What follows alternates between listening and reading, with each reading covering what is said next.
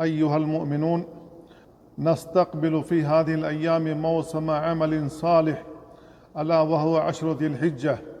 وعشر ذي الحجة هي الأيام التي قال عنها رسول الله صلى الله عليه وسلم: ما من أيام العمل الصالح فيهن أحب إلى الله من هذه الأيام العشر. قالوا: ولا الجهاد في سبيل الله؟ قال: ولا الجهاد في سبيل الله إلا رجلا خرج بنفسه وماله فلم يرجع من ذلك بشيء.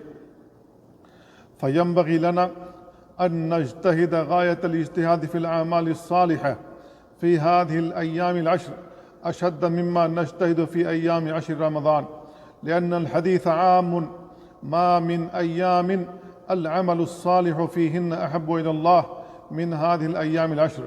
فنجتهد فيها في العمل بكل عمل صالح من الصلاة والذكر وقراءة القرآن والصدقة والصيام والإحسان إلى الخلق وغير ذلك، كما أن النصوص قد دلت أيضا على استحباب الإكثار فيها من التهليل والتكبير والتحميد. أيها المسلمون، إننا نستقبل أيضا في هذه الأيام موسم الحج، وقد فرض الله عليكم الحج مع الاستطاعة وجعله نافلة بعد الفريضة إلى قيام الساعة، فقال سبحانه: ولله على الناس حج البيت من استطاع إليه سبيلا. وقال صلى الله عليه وسلم: الحج مرة فمن زاد فهو تطوع، رواه أحمد. والشريعة قائمة على اليسر ورفع الحرج. قال تعالى: لا يكلف الله نفسا إلا وسعها.